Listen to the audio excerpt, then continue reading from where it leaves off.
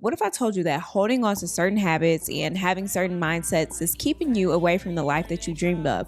Would you really still be holding on so tight to those things?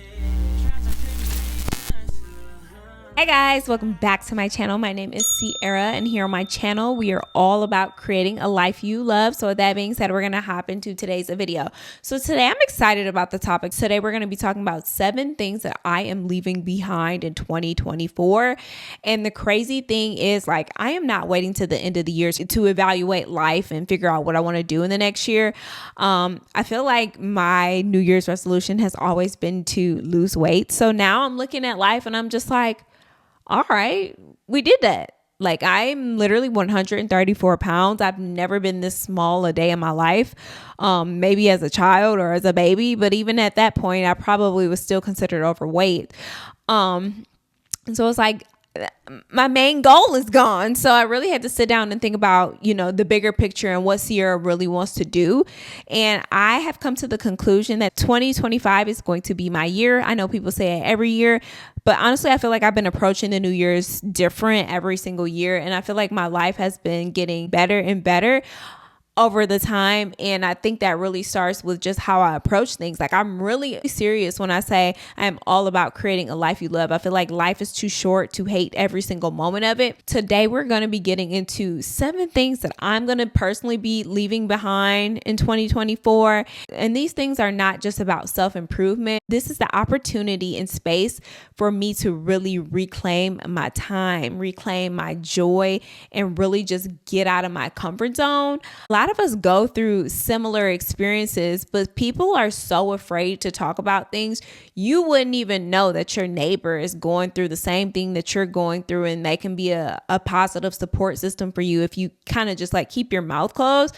So my intentions with this video today is to bring to the forefront some things that I'm going to be letting go of, because I feel like I've really set myself up and I have a really nice life, but there's always room for improvement. And I want to go on to bigger and better things next year. And I want that for you guys too. So in this video, I'm going to be giving you guys 7 things that I'm going to be leaving behind. I'm going to try to help you with some mindset shift things with those as well as an action tip for each thing that I'm leaving behind. So I really want this to be a video to where you can kind of digest it and then take some time to really think about some of the things that you need to be letting go in 2025.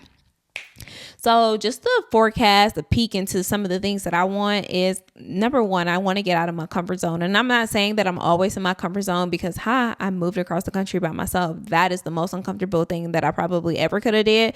Not by myself anymore because my fiance is here, but I feel like because he's here, I'm a little bit more back in my comfort zone because I don't have to do a lot of stuff because he's here. So I am really challenging myself to get out of that comfort zone. Another thing that I want to do is I want to be able to quit my job next year. I really want to step into full-time entrepreneurship. And I feel like a lot of people don't say that part out loud. They just show up and do it. But that is something that I truly, truly want to do. And I hope my job's not watching. I hope they're not offended. But at the end of the day, my purpose is bigger than my job, and I want to be able to do the things that God has called me to do. And that starts with being obedient. So the first thing that I want to leave behind in 2024 is staying in situations that I know are not meant for me. And I'm just going to tie this back to work. And this isn't just about my job, but I have like job depression. And it always gets to a point where I've been working at a job and I'm just like depressed. I'm like, dang, I can't do this. And it's just like, it's not that I can't do the job. It's just like, okay, yeah, it's job security, but I also feel like it is draining my soul to do this. I feel like we see so many corrupt things in the workplace, and it's like you have no control over things that happen at work. I'm a very creative person. I don't have any creative control at work, and it's just like, it gets draining after a certain amount of time. And like I said, this isn't just about my job that I'm at now. I get to this place with every single job. And it's because I feel like I know that I am meant for way more. I feel like God has been told me this, but it's like I've been disobedient and I have not, followed through with a lot of the things that he's given to me, downloaded in me, birthed me with. Because honestly, it's really a thing of fear and really just not feeling okay with taking that leap, because at the end of the day, your job, you getting a paycheck every 2 weeks. It doesn't matter, how much you do one week or how much you do this week, you're getting paid the same thing. But when it comes to stepping in full-time entrepreneurship, you got to work. You got to show up every single day. So, that kind of is the fear piece with it. But a mindset shift that I want to make right here is really just thinking about like job security is cool, but it's not better than like walking in your purpose. And even if you have to work a job while walking in your purpose, that makes sense too. So it's like, take the steps to actually start, your purpose work. And an action step that I have for you guys for this one is to really sit down and start to think about some things that excite you, some things that you're passionate about, some things that you want to do, and start to make a list of some small actionable steps you can start to take to walk in that destiny, walk in that purpose, walk in those things that you're supposed to do. And if you're you're having a little brain fart about it or something, or you don't know where to start with my best friend. Her name is ChatGPT. You can literally put, some of the things that you like to do, some things you feel called and led to do, and ask her, like, how can I start to work towards this and implement these things in my life? And she will literally give you the most detailed plan. And I say she's a girl and she knows what she's talking about. So the second thing that I'm going to be leaving behind in 2024 is the fear of just betting on myself. I had this fear for a very long time. I should have stood 10 toes down on some of my side hustles, and I just have not. Fortunately, back in 2020, I was laid off, but I did not let that stop me. I became a certified life coach during that time. I started 2 businesses. I was baking cakes for people's birthdays, and these were good cakes. These were extravagant. Like, I was booked and busy with cakes. I also taught myself how to use Photoshop and Illustrator. I began doing like logos and websites for people. So it was like God gave me the skills and the courage to step into these side hustles. But as 2020 started to wind down, and I say 2020 because we all know what happened in 2020, but around 2021, things were, getting back to normal. And I'm like, oh, I need a job. And if I can't get a job, I need to be going back to school. Like, I need to be doing something. But I really should have been standing 10 toes down with the businesses that I built during that time. But instead, I'm like, oh, I want to get into marketing. Let me go get my marketing degree. And that is what I did. And the crazy thing is, like, I was only going to school if I didn't get a job. But the crazy thing, my first week of school, I got a job. So it was like, I really probably should have quit the job because I'm in a crazy amount of debt, but we're not going to talk about that. So the mindset shift that I really had to make, and this is me kind of just reflecting throughout this year, it's like we spend 8 hours a day at a job, because I actually have to go into my job. Then you spend 2 hours out of your day commuting there and back. And it's just like, people build these businesses and we're literally just a little rat in their race. Like, you're just doing the job for them. You are building someone else's business every single day with the skills and talents that God has given you. But those same skills and talents God has given you, He gave the business owner to start their business. And the only thing that is different is they started their business and you did not. So really just reframe like how you think about those things. It's like, okay, they built the business, you can build a business too. Something that my therapist actually told me a while back is the brain can't tell the difference between fear and excitement. So a lot of times we have to really think about situations like, are you actually afraid or are you excited? And even if you don't know, you can begin to reframe yourself and say like, oh, I'm so excited to start my own business. I'm so excited to learn these new things. Like, really reframe it that kind of way instead of always focusing on, I'm scared, I'm anxious, I can't do this, I can't do that. Like, you got to get out of that spirit of fear. And honestly, you are your best investment. So you always should be betting on yourself, because that's the only thing you can control. You can't control a job. You can't control the stock market. You can't control any of those things, but you can control what you do and your abilities and the things that you bring to the table. So stop being so fearful about betting on yourself. And I'm saying this to myself, because it's time to make moves. Like, literally 2025, I expect nothing but the best from myself. So the third thing that I'm going to be leaving behind in 2024, like she cannot go with me into 2025, is not honoring my feelings. And this is a very bad habit that I picked up in childhood. And I feel like most children probably pick this habit up as well. And it's because adults say, do as I say, Like you have no, space here. Like you're a child, just be seen. Like, and that is where I feel like we see this gentle parenting movement come in, because as us millennials, we realize that it is so important to honor your feelings, because now it's like we are reprogramming and having to do like a lot of reparenting to help ourselves get to the place that we want to be. But it's like we have become these people pleasers and people who cannot honor their own feelings. And it really stems from some sort of like space to where your feelings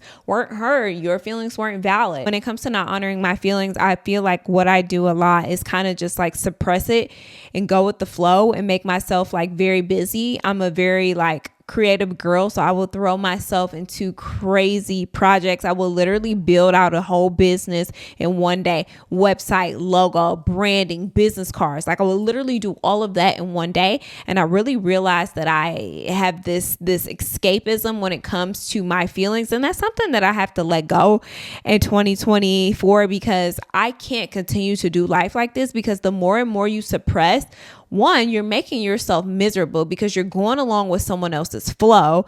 Two, like this is your life. You should honor what you feel just as much. And I understand when it comes to friendships, relationships, family, like you have to have some times where you compromise, but at the same time, your compromising can't always like put you in a place to where you're dishonoring yourself. And it's like a lot of times that just starts with really your parents, because they say, oh, I said do this. And it's almost like you learn to just keep everything on the inside. And that's something that I'm not doing in 2025. And I think just in society, unhappiness is viewed as a weakness sometimes, or just not being settled is like viewed as a weakness, or having feelings or emotions is viewed as a weakness. But the crazy thing about unhappiness, it's really a signal to something else is going on, and you need to fix that, because it's like you cannot go through life being comfortable if you're unhappy. And it's like your body is signaling to you, like, do something about the situation. An action tip that I would give you guys for this, and I would say I'm very bad at this. I'm a suppression queen, but it starts to make space for your feelings. Personally for myself, I need to get back into some personal therapy. Right now I'm in couples therapy, but at the same time I need, space and opportunity for myself to kind of release. My friend actually gave me a good tip as well, is to start to write things out in your journal. Sure, you're not talking to somebody, but it's still a physical release and getting it out on paper. Because sometimes we don't even realize how much we're holding in because we're suppressing, and we're just trying to get to the next thing, or even if you're not like suppressing in that kind of way, trying to get to the next thing, you're just trying to go with the flow, make it convenient for other people. Not good. That's people pleasing. And we're leaving that in 2024 too as well. So if you are a people pleaser, let that go. Like this is just as much as your life as someone else. So make space for yourself, make space for your feelings, and honor them. If you're not feeling something, say it. Fourth thing that I'm going to be leaving behind in 2024 is no more negative self-talk. I am a person who has spent a good chunk of my life speaking very negative about myself. And the thing is, like, I feel like it's something that us learned behavior. As women, people what I grew up with, people hated their bodies. They're like, oh my God, I'm so fat. I need to do this. I need to do that. And that ended up falling onto me because I never really liked how my body looked. And I just kept speaking on it. And it got to the point to where like, I'm just like, okay, this is what it's going to be. This is what I'm going to look like forever. And it's like, you cannot continue to talk negative about yourself. Or even when it comes to success, like you having all of this negative self-talk and negative self-doubt, what people don't realize is your words and your thoughts have so much power. So I kept saying, oh my God, I'm fat, or, oh, I'm never going to make, this much money. And it's like, why are you saying that to yourself? Like, start to really catch yourself. Something that I've been doing lately is if I catch myself talking negative, I'll be like, hey, don't talk to her like that. Just like you would do for a friend. Like if somebody was talking crazy about your friend, you can be like, you ain't finna be doing that. That's how you need to comfort yourself. Okay. Like you cannot spend your time picking yourself apart. The world is going to do that for you. You got to be positive. And it can be hard to be positive because first off, the world is crazy right now. So I can understand. But at the same time, you have to find, you have to look inward and figure out the light in that space and really even just trick yourself. Even if things are going crazy and haywire, I'm blessed, I'm highly favored, oh my God, I'm so rich, I'm so fucking skinny. Like I've been saying, I've been so skinny all year, and now that I really am skinny, and I'm like, I think I'd be shocking myself. Like I never thought that I could get to this space, but it was like I had to change how I was talking to myself. I had to change how I was treating myself.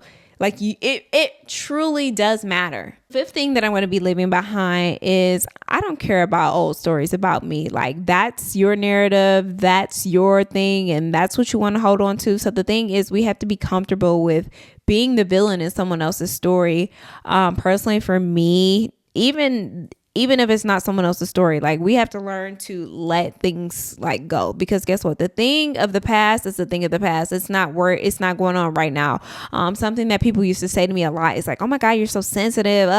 You're annoying. And it's just like, people telling me I was sensitive for so long, it's like I feel like I really started to take on that persona of, oh, I'm so sensitive. No, I'm not sensitive. People may just be an asshole and doing stuff that's not right. And at this point, you need to honor your feelings. Like if it made you sad, it made you sad. If it made you mad, it made you mad. So the thing is, like, we have to honor those feelings, like I just said before. But two, don't believe these old stories about yourself. You're no longer that person. If I was to turn around and maybe like date somebody from a few years ago, or be friends with somebody I was with a few years ago, I'm nothing the same. Totally different girl.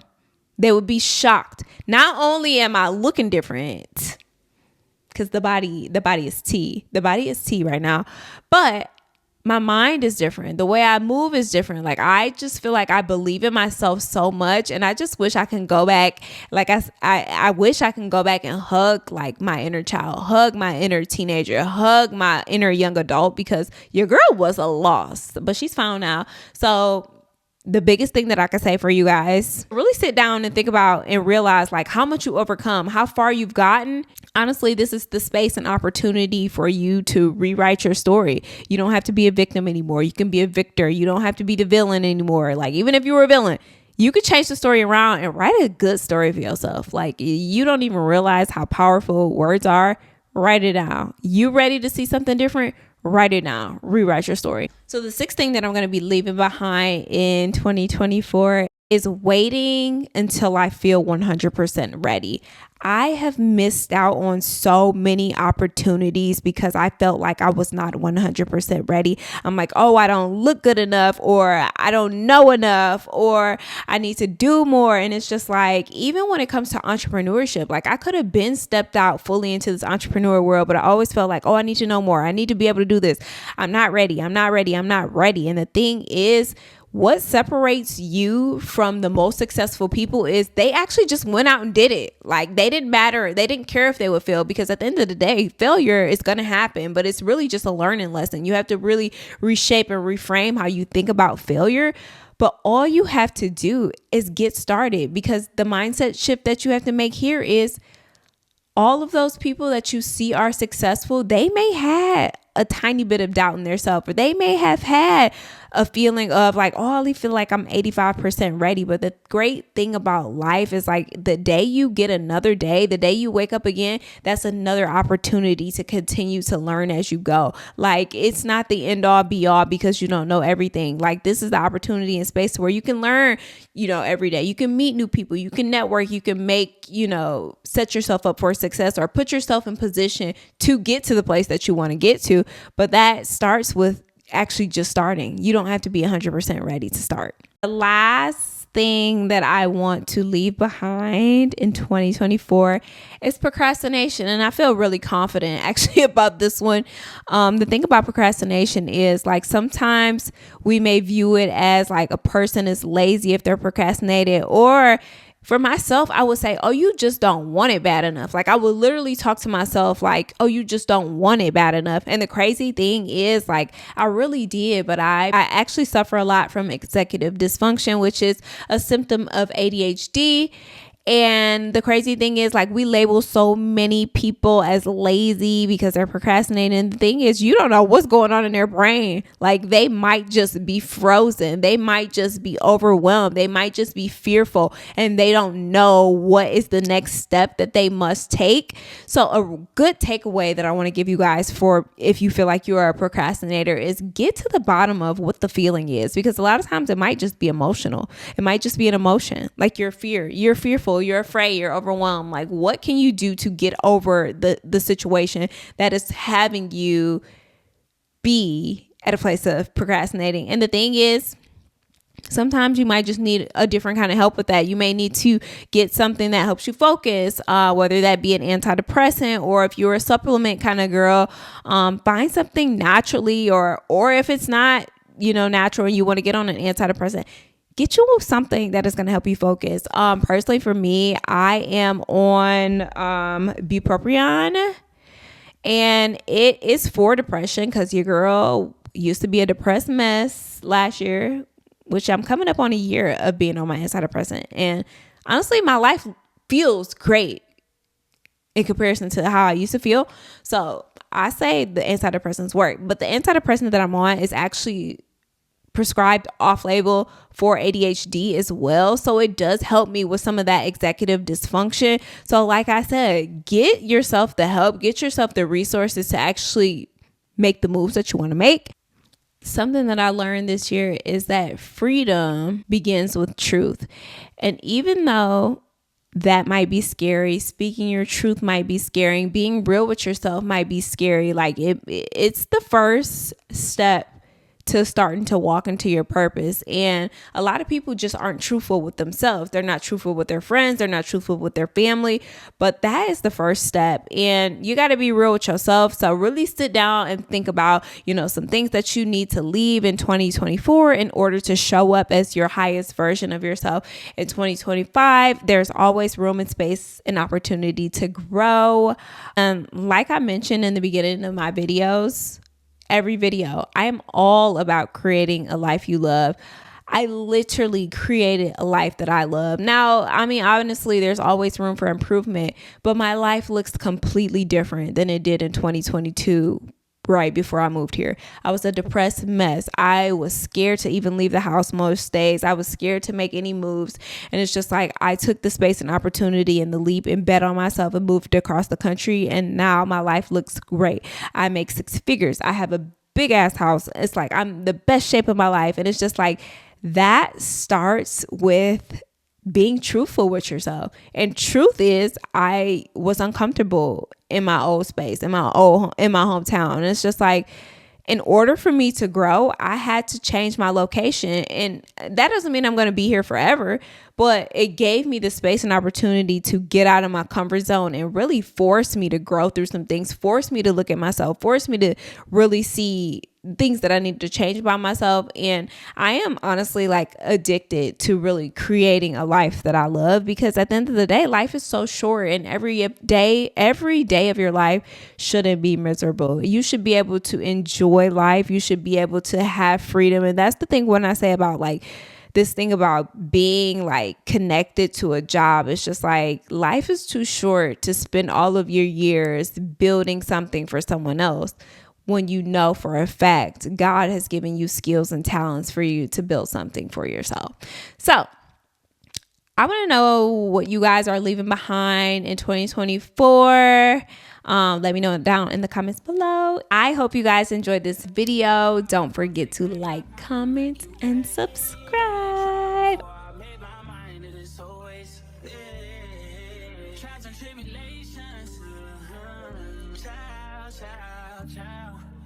Kissing in Paris, I guess we could do it in French. Wow. Eating low main, it's child for now. Child. She got me wildin' now. Rory Italian, child for now. Child. Yeah, she making that shake. Breaking that bait till her back break.